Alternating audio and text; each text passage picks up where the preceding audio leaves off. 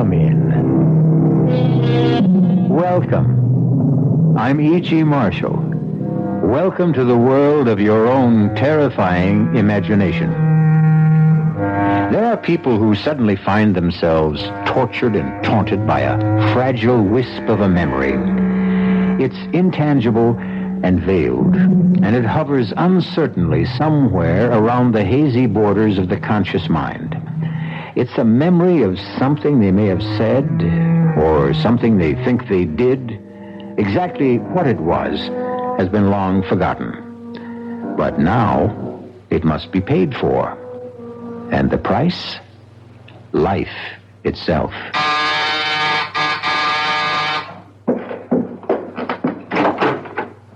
Yes? Are you Mrs. Louise Goodman? That's right. Are you sure? Why, of course I'm sure. It's just that I don't want to make a mistake. I'm Mrs. Louise Goodman. Who are you? And what is it you want? I want to keep my promise. Promise? What promise? I promised I'd kill you. Remember?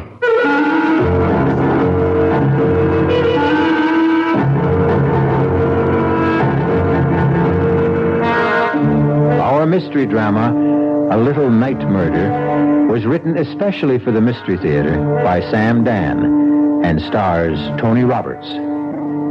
It is sponsored in part by Anheuser-Busch Incorporated, brewers of Budweiser, and by the Kellogg Company, makers of Kellogg's Special K cereal. I'll be back shortly with Act One.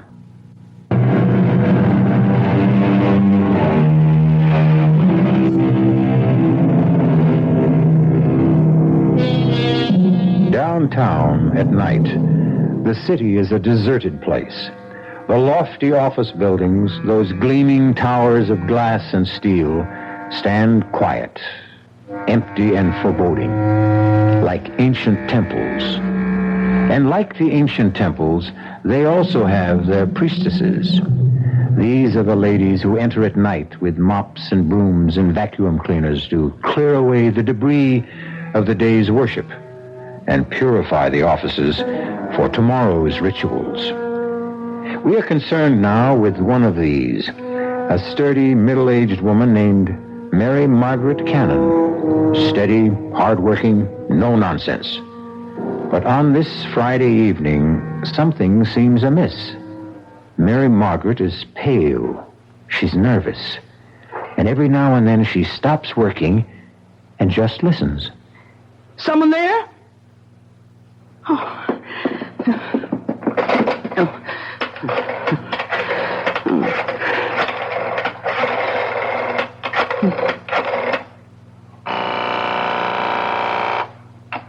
Hello? Terry, I'm scared. Scared?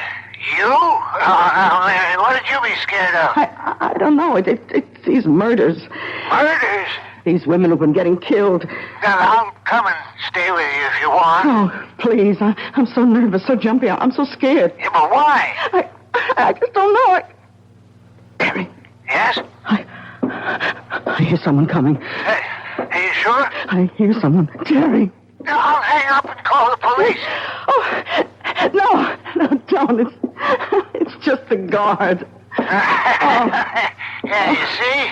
Now, is everything okay? Oh, yeah. Look, you just forget I called and get your rest. Oh, good evening, Tom. You're not Tom. No. I'm the new man, Mrs. Cannon. Oh, well, what happened to Tom? He called in earlier today. He said he was sick. They sent me down to relieve him. How'd you know my name? Oh, Tom told me. I asked him, who's in the building tonight, and he said, just Mrs. Cannon. But what? Well, Tom doesn't know my last name any more than I know his. We're just Mary and Tom. How did you know? Why shouldn't I know your last name? You know mine. How? How would I know your last name? It's Jackson. Remember? Little Peter Jackson. I never saw you before in my life. Oh, you did. Yes, you did. What do you want? I want to keep my promise. What promise? I promised I'd kill you. Why do you want to kill me? You don't remember? Well, let me refresh your memory, Mary Margaret Cannon. 23 years ago, you lived on Baxter Street, and one morning you walked into a little grocery store. Now you remember. You have exactly 30 seconds to live. Oh, please don't kill me, please. You should be saying your prayers. But I told the truth. If it was the truth, then God will forgive you. Pray, Mary Margaret Cannon. Pray. Oh, listen. My husband and I, we have a little money put aside. And I know exactly how you got it. You can have it. All of it. Only don't Pray, Mary Margaret. Jackson! Peter Jackson! Maybe 30 years old, tall, thin, blonde. Don't shout. No one can hear you. They'll hear me. They'll arrest you and hang you. His name is Jackson. Peter Jackson. Oh, no, don't. They'll catch you, Peter. They'll catch you. Number 4. Mrs. Mary Margaret Cannon. Number 5, coming up, Miss Alice Maitland.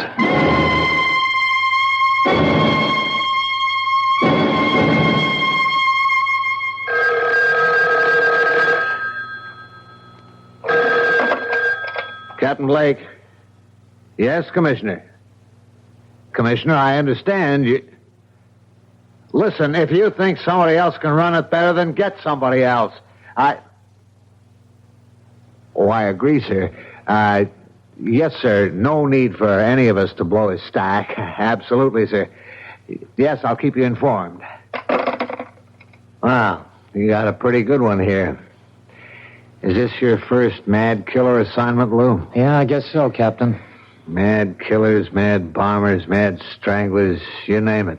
You get one every 10, 15 years. You can count on it. You get a rash of absolutely senseless killings. No motive, no rhyme, no reason. Should we talk to her husband again? What for?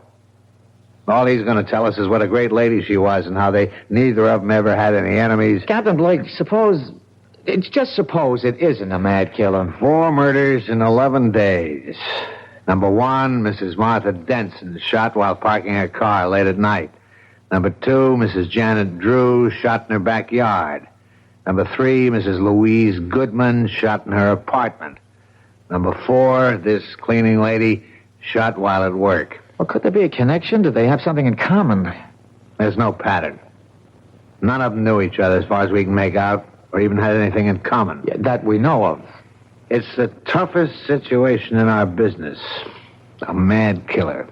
Okay, he's a mad killer. Every killer is mad. But does this one have a method to his madness? Yeah. He uses a .38 caliber revolver and shoots women. The last one, Mrs. Cannon, that's the problem. What kind of problem? Well, he's a mad killer, you say, so he wanders around, and if he gets a chance, he'll kill. He sees a woman alone in a parking lot, Mrs. Denson. He shoots her.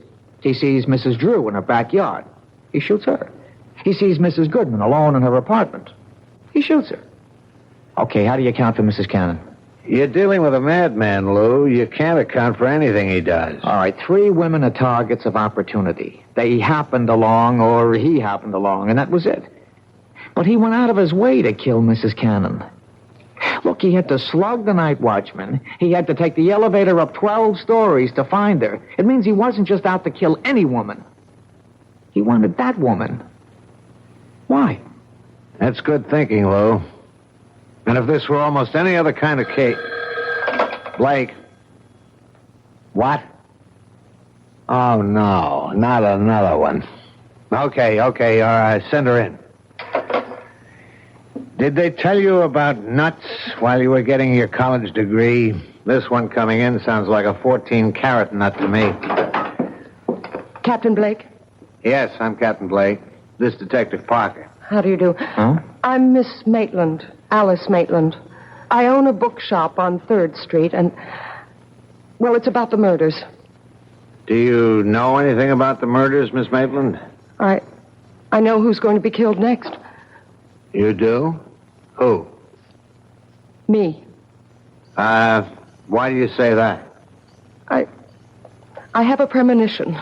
I see. I know what you gentlemen must be thinking. You're convinced I'm a hysterical woman or a crank. No, but Miss Maitland, do you have any enemies? I don't know of any. Well, we know there's a homicidal maniac loose. It's true he may strike at anyone. That's not why I'm here. I know he's going to strike at me. Well, what reason would anyone have for killing you? What reason was there for killing those other women? You say your shop is on 3rd Street. I'll see that the officer on the beat keeps an eye on the place. Yes. I just thought I should tell you. That's all anyone can do, I suppose. Goodbye. Goodbye, Miss Maitland. Now, Lou, you have just conversed with an authentic member of the Nut Club. I don't know about that, Captain. She's a charter member. She belongs to the I'm the Next Victim chapter. I still say she's not a nut. Maybe not. Maybe she's just some poor little dame half scared out of her wits. Oh, she was calm. She was very calm. As a matter of fact, it's as if she knows what she's talking about.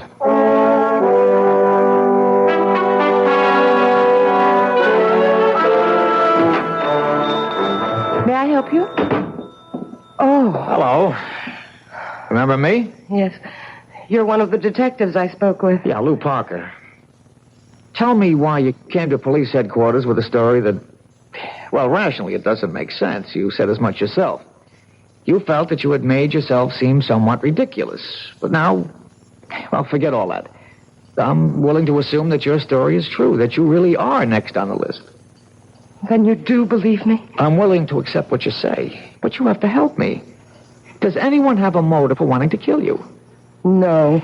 If you never did or said anything that may have hurt someone? I can't remember. A disappointed boyfriend? I never really disappointed anyone that way. And yet you insist someone wants to kill you. I know it sounds ridiculous. There's a reason for feeling the way you do. If only we could uncover that reason. Excuse me, that's my phone. Hello? Hello? Hello? Hello? Miss Maitland? Yes. What is it? You seem rather pale. Oh? What happened? When I picked up the phone, there was just a click on the other end. As if someone had just hung up. Well, why should that seem to upset you? Well, because it's happened before. It has? Yes. Frequently? I mean, often enough so that it really isn't just an accident? 3, 4, perhaps 5 times a day. When did it start? Oh, I'd say about 2 weeks ago. I remember it happened 3 times the night the first of those women was murdered. Well, why didn't you tell us this before? I didn't think it was anything important. May I use your phone? It's back there in the office. Okay, I'll only be a moment. May I help you? Yes. Is your name Alice Maitland? Yes. Can I do anything for you? Well, you see, I came here because I have to keep a certain promise I made.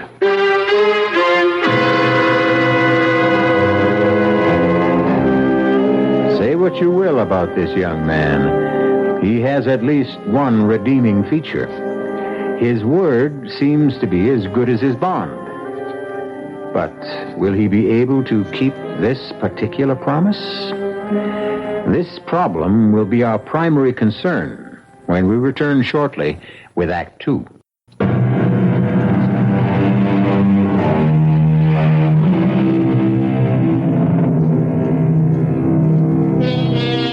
At one time, a young man named Peter Jackson has made the same promise to several women. A promise that he would kill them. So far, he has kept his promise 4 times. Now, he is in a bookshop owned by a Miss Maitland, apparently ready to fulfill promise number 5. I came here because I have to keep a certain promise I made. You made a promise? Oh, yes. And I came here to keep my word. Miss Maitland, I think we're... Oh, I'm sorry. I didn't know you had a customer. What sort of promise are you talking about? I had promised a special person I would buy her a book.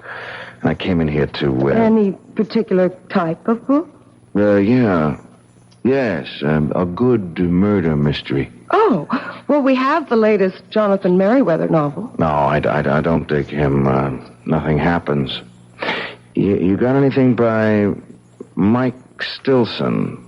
Now, there's a guy who really writes murders. I mean, he kills somebody every other page. Oh, we're sold out on the latest. It's called Blood on the Street. Yeah, that's the one in which this guy kills all those dames. Look, if you're interested in that kind of stuff, all you have to do is read the newspapers. Do I tell you what to read, buddy? Sorry. I could order the book and have it day after tomorrow. Oh, no. That'll be too late. Well, try us again. Sure.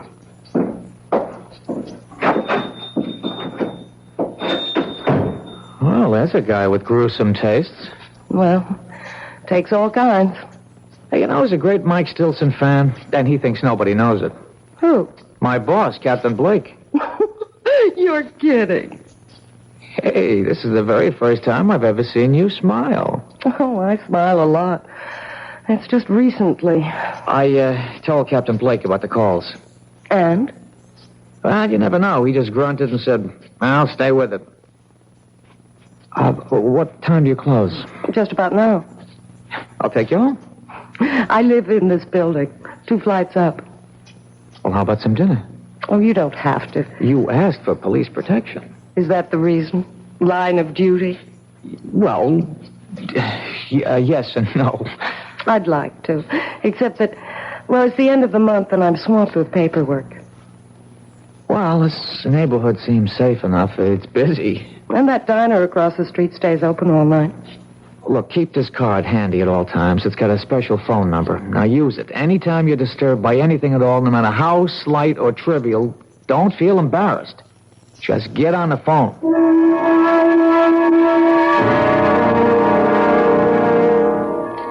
But I've already told the officers everything. Yeah, I know, Mr. Cannon, but I just have one more question. It's very important. What could be important? Mary's dead. You said that Mrs. Cannon had no enemies. I'll take that back. She had a great many enemies. But when we asked you last night, you said she had none. Sometimes when you think about a question, you see it in a whole new light. Can you name some of these enemies? She was good.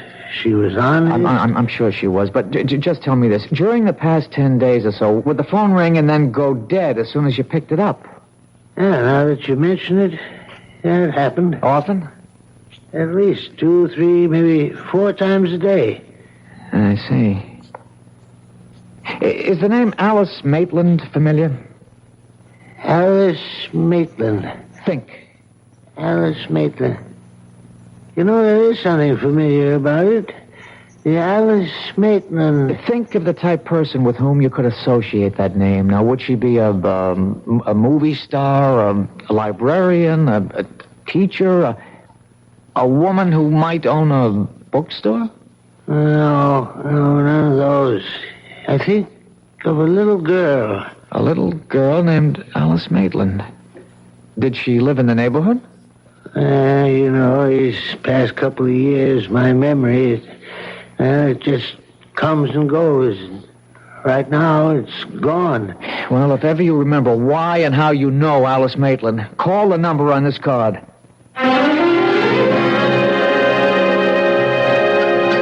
I'll have another cup of coffee, please. You were waiting for somebody, mister? Well, not exactly. Why do you ask? Oh, well, now you've been sitting around for hours drinking the stuff. The coffee in this joint that good? Look, don't be frightened. Oh, who's frightened? Well, you are, so, just look at this. Oh, you're a cop. Uh-huh. Yeah, I was beginning to think that you could be that mad killer. Well, it could be just about anybody. I hope I didn't scare you too badly. Well, the truth is, I wasn't that much scared for myself. No? Well, you've just been staring at that building across the street. I got the idea you were watching for something. Are you? Well, maybe.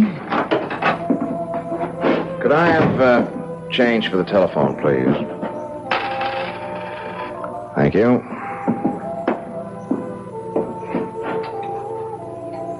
Now, where have I seen him before? What did you say? Nothing. Just talking to myself. You do that a lot, don't you? Do what? Talk to yourself. Well, that was a short call. She wasn't home. Oh, it's too bad. Did you find the book? What book? The one by Mike Stilson. Oh. No. Well, keep looking. You know the best way to stop talking to yourself? No. Get married. The light went on in her room. What's that? He went to the booth. He only had time to dial, and the light went on in Alice's apartment. Who's Alice? It could be a coincidence. Wait a minute.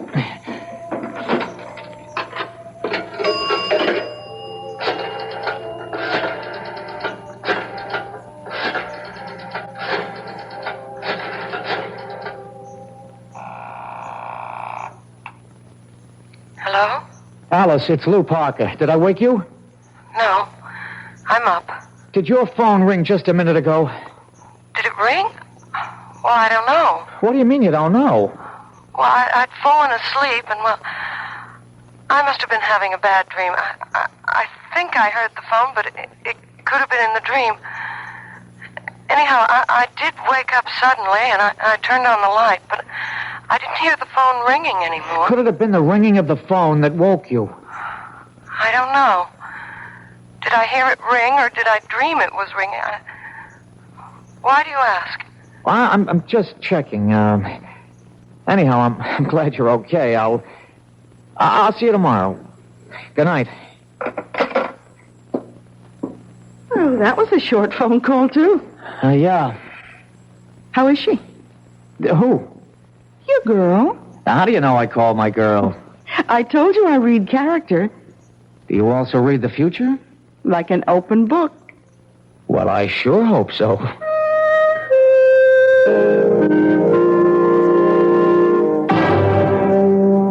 Captain, we got ourselves the killer. Oh, how can you be sure of your guy? I saw him in the bookshop. Does that make him a suspect? Maybe he likes to read. Then again in the diner. He may have been hungry. He didn't eat. He just went into the phone booth. He didn't even make a call. He was in there just long enough to let the number ring, and then he was out. So? So the light went on in Alice's, Miss Maitland's apartment. You mean he called her and hung up? Well, what? she isn't sure. How can she not be sure? The phone rang or it didn't? It isn't that simple. You see, she was asleep and she can't be sure. If it was the ringing of the phone that woke her up, or if the ringing of the phone was part of her dream. Good luck. Look, Captain Blake, there's something about this guy. He's young, about 30-ish, thin, blonde, a very hard line to his mouth. Lou, I think you better report in for general duty. This case is getting to you. Well, Captain, please. It's no reflection. It's even to your credit. It shows you care about people. Captain, let me have one more day. All right, Lou. 24 hours.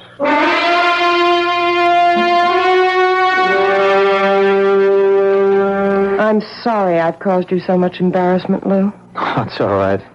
Captain Blake is unhappy. He'll get over it. He thinks I'm crazy. Well, he thinks most people are crazy. Lou, you can't keep guarding me forever. He has to strike at you soon. That's the pattern. He's done 4 murders in 12 days. That's one every 3 days. This is the night of the 15th day. He's due. Unless what? Unless I've scared him off for a while. No, keep away from your window. Why? Well, if he's around, we'll be tipped off. But could I have scared him away? After all, how would you know I'm a cop? You never saw him before? Never. We have to assume he's our killer. And what is the only thing we know about him besides his general physical description? We know he wanted a book by Mike Stilson. Blood on the Streets. But he could have made that up on the spur of the moment. People rarely make things up in the spur of the moment. He knows what he's doing. He's out to frighten you. The phone calls are a part of it. That book. There's something in it that would cause you to be frightened. But what? I don't know. I've never read it. Well, he figures you did. After all, you own a bookstore. I have to sell books by Mike Stilson, but no one can force me to read them. Well, the clue is in that book. Wait a minute.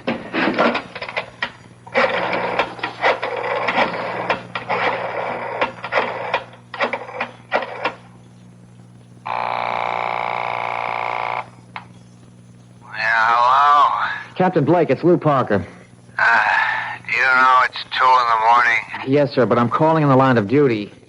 You live dangerously, Lou. What is it? Captain, you've read all the books by Mike Stilson.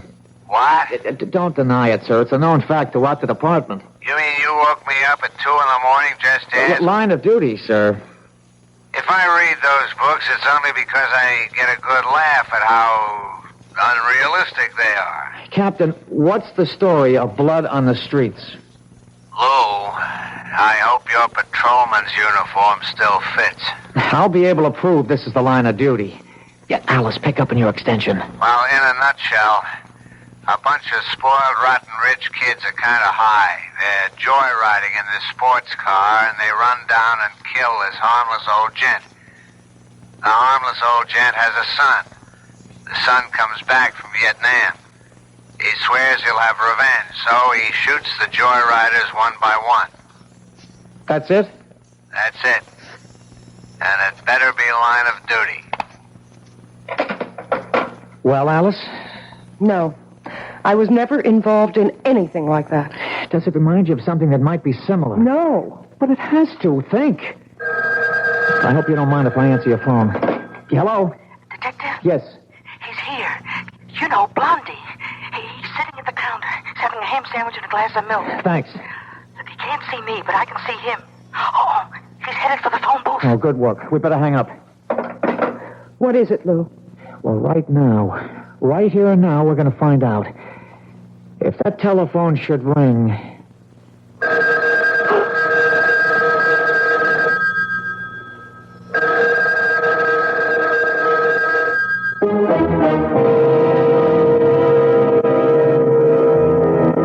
Whatever his faults, and we have already witnessed a rather grievous one, at least young Peter Jackson is something of a sportsman. In his own way, he warns his intended victims. He even tries to give them clues. This time, has he given one too many? We'll be back shortly with Act 3.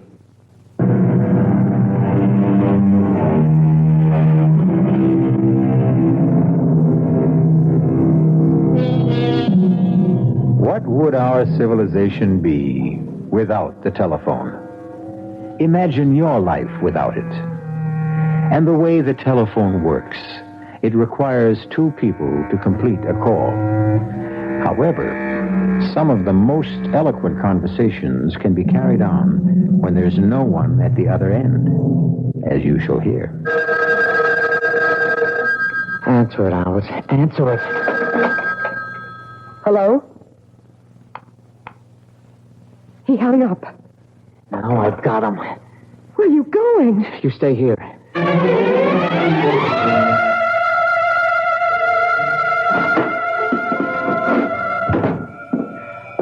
Hi, Detective. Where is he? Blondie? Well, I told you he went into the phone booth. He didn't stay in there more than a couple of seconds, and then he ran out of here. Did you see which way he went? He didn't even pay his check. Which way did he go? Look, you got nothing to worry about. You'll get him. What are you saying? He ran into a cab that's usually parked outside. All right, could you describe I don't have to describe. I know. Look, all I want is... I know the cab driver. He's a school teacher for days, and he moonlights. His name is Vic Wilson. Does he have a radio? They all have radios. How could he make a living? What's the company? Oh, what a great witness I make. Jefferson. He even got the number on a card in the phone booth. Blondie's in for it, huh?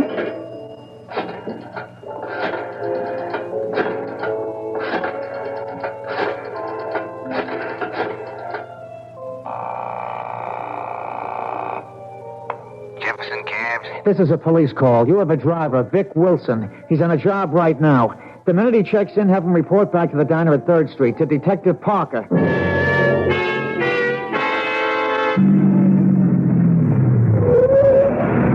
Detective Parker? Yeah. How do I know it's... My badge. Get in.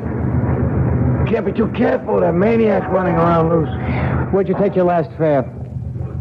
790 Crescent. Oh, what is it? It's an apartment building. How big? 6 family, I'd say. Attached? No, it's all by itself. There's an empty lot on either side. They're renovating the neighborhood. It's about time. He lives there, huh? Yeah, I've been taking him there for the last couple of days. He comes out of the diner, he gets into the camp, that's where he goes. That's good enough. Is he a bad boy? Well, you wouldn't give him a star for good conduct, teacher. Throw on the searchlights, Haggerty, and hand me that bullhorn. We know who you are, and we know you're in there. We'll give you exactly 60 seconds to come out. Walk out the front door with your hands in the air. Keep behind the car, Lou. A nut like this one might want to take some people with him. You've had your minute. Come out, or we'll come in. All right, let's get in there fast. Open up, police. All right, stand to the side of the door, Lou. Cover me.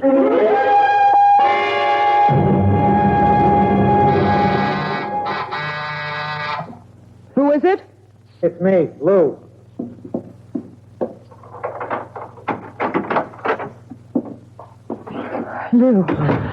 Lou, what happened? Well, You didn't get him. no, we didn't get him. Maybe it was the wrong house. No, the cab driver insists that's where he's been taking him. Then what happened? Oh, he's smart. He has himself dropped off at a false certain address in case he's being tailed, and then he sneaks out. Makes sense. Of course, Captain Blake doesn't believe a word of it. But, Lou... Oh, come on. 6 families live in that house. 6 ordinary, law-abiding families, and we rouse them at 5 in the morning and search the place. How angry is Captain Blake? Well, if he ever gets over it, I may wind up working nights in charge of the property office. Otherwise, I'm pounding a beat down along the docks. It's my fault. No. How do I really know I'm in danger? Why isn't this the product of an overwrought imagination? And the phone calls? Coincidence. And the guy in the bookshop? And we see him again in the phone booth just before your telephone rings? It could all be coincidence. I can't accept that. Captain Blake does. As far as I'm concerned, you're in danger, and you're convinced of it too, aren't you? But I don't have to be right. We can't take any more chances. Now, I'm going to stay here with you for another hour. By then, the stores will be open, and we'll buy you a small .25 caliber revolver. No. I'll arrange for a permit, and I'll show you how to use it. But I can't stand the sight of a gun. Alice, if a man is determined to kill you, all the advantages are on his side. We have to reduce the odds. I couldn't own a gun. I couldn't use one even if it meant saving my life. Now, Alice, I don't want to say that sounds silly, but... Lou, I don't think I can ever forget. Forget what? Well, I was standing right next to a man once who was killed by a gun. When? Oh, years ago. I was about 6. Who was killed? A very nice man. He was our grocer, Mr. Jackson. It was the day after New Year's, and Mama sent me out to buy... To this day, I remember. A quart of milk, a half pound of butter, and a jar of strawberry jam. And then this man came in. He had a gun. It was a holdup. And suddenly, there was a loud explosion and a terrible flash of light. Oh, it was terrible. Mr. Jackson fell to the floor. He was dead. And the man ran away. Was he ever caught? Oh, yes. Just a few hours later. I had to go to the station house to identify him. Do you realize what you've just told me? This is it. You identified the man. He was sent to jail. Now, years later, he wants his revenge. But that's not what happened. No? Well, you see, I was so frightened. I wasn't sure. I really couldn't identify him. And he went free. So why would he want to kill me now? Then that gets us nowhere either. The others couldn't identify him either. The others? Yes. There were other people, but no one was sure of him. Now, if you had identified him and sent him to prison, it'd make sense to suppose he'd want revenge, but you didn't. Now, whoever and wherever he is today, he's happy. But the fact that you failed to identify him could have made someone else unhappy. What do you mean? Oh, the book, Blood on the Streets. It's about a man who killed people who did his father an injury. Did this grocer have a son? I think so. I think a little boy used to play in the store. Oh, but it's so long ago. Who could that be? I'll take it. Hello? Mr. Parker, it's Terry Cannon. Remember me? Yes, Mr. Cannon. They said I could reach you at this number. Anyhow, it came to me. What came to you? Oh, I was trying to puzzle out why the name Alice Maitland was so familiar. Well, sir, about 23 years ago, Mary Margaret was in a grocery store, and a man was killed in a holdup. I took her down to the station house to identify the gunman. And could she? Well, no, sir, she really couldn't be sure. Anyhow, another one of the witnesses was a little girl. Her name was Alice Maitland. And I remember her because she was the most terrified little thing I'd ever seen in my life. Thank you. Thank you, Mr. Cannon. I've got you. Finally, I've got you all tied together. Who? You and those women who were killed all come together in a little grocery store some 23 years ago. Finally, now we know who we're looking for. I'd like to see the look on Captain Blake's face when I tell him You won't this. live to see that look, friend. Lou! I know you got a gun in the shoulder holster. Just lay the phone down. Slow. Easy. Now, raise the hand. Slow. Easy. That's fine. Just keep them there. I guess your name is Jackson. Peter Jackson, Jr. You figured it out. So I figured I'd have to come back and get both of you. The hands stay up. Well, it's too late, Peter. We know about you. Yeah, you know about me, but the other cops don't. See, I was in the house across the street when you staged the raid. I thought I'd die laughing. I learned never to get dropped off where I live. That way you don't get surprised. You won't get away with it. Oh, I'll get away with it. She's the last one.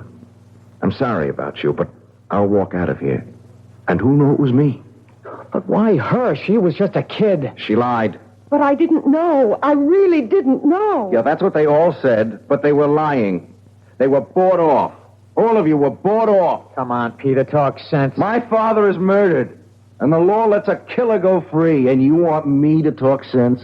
Does it make sense that 5 people who were standing right there couldn't recognize him? But I couldn't be sure. I really couldn't be sure. My father, he never hurt a soul in his life. If a hungry person didn't have a penny in his pocket, he could still walk out of that store with a loaf of bread or a bottle of milk. If your father was that kind of man, what would he think of you, killing innocent people? My father believed in justice. But you knew who the killer was. Why didn't you go after him? Yeah, I did, but I was cheated. I spent years on his trail, and when I finally caught up with him, he was in his grave. Well, my father wasn't going to be cheated out of everything. If I couldn't have the killer, at least I could get the people who helped him. Let me explain something. No, you don't want to explain anything. You want a store. You want a chance to go for your gun. Well, you won't get it. See, I'll kill you first, and then her. There's such a thing in this world as justice. If the law won't give it to you, then you make your own. And that's why you're doing this? For justice? That's right. That's wrong. You're doing it because you love to kill. That's a lie. It's the truth.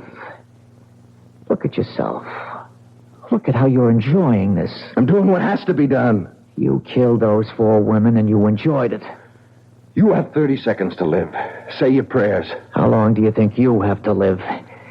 You're going to keep killing and you'll be caught. You can't stop. I hate killing. Come on, you love to see people under the gun, how they squirm and sweat. You're eating this up. Look at your face in that mirror. Look at that grin. Like a wolf. See how flushed and excited you are. Look at yourself. Look. Break your arm, drop it. Very good work, Lou. Very good. One more second and we would have had to gun him down. This way we can take him home alive. Captain Blake. Somehow, I'm going to get back here. Get back to you, Miss Alice Maitland. I'll keep my promise. Haggerty, Gordon, cuff him. Hustle him back to headquarters. Look, Alice, don't worry about him. Are you all right, Miss Maitland? Yes, I think so. You shouldn't be. It was a rough experience. Why did you come back, Captain? Well, I guess we both solved it, Lou. You broke it by pure and simple brain work. I waited for a miracle. Oh, did you get it? Yeah, I got it. I got it because of this little machine. Mary Cannon was killed in an office. She managed somehow to throw the switch on a dictating machine.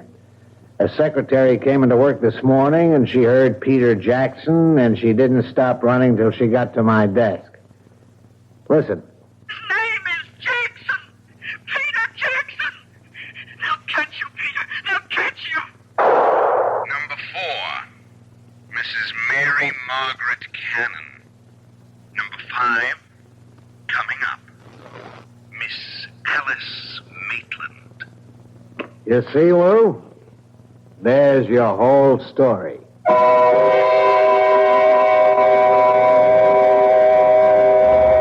Of course, that isn't our whole story. For instance, you might want to know what happened to Peter Jackson. He's in a hospital for the criminally insane. For his sterling leadership in cracking the case, Captain Blake will probably become the next chief of police. Detective Parker will probably become Detective Sergeant Parker. And Miss Alice Maitland will probably become Mrs. Lou Parker. So you see, sometimes we can give you a happy ending. I'll be back shortly.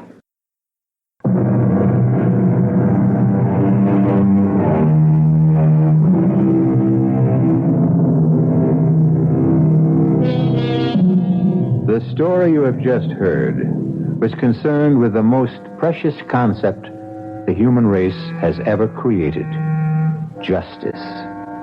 And when you think of Peter Jackson, perhaps he proves the point made by a great poet. When a man takes justice in his own hands, he will soon shape her to his own ends. Our cast included Tony Roberts, Susan Grossman, Jack Grimes, Bryna Rayburn, and Robert Dryden. The entire production was under the direction of Hyman Brown. And now, a preview of our next tale.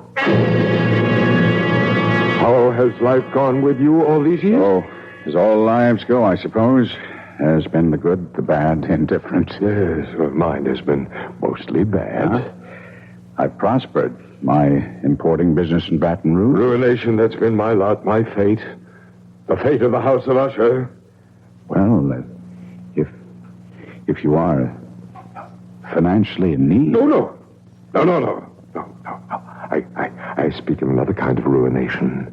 Decadence. I speak of the evil that molders within my body, my mind, my house. House? Oh, no house this.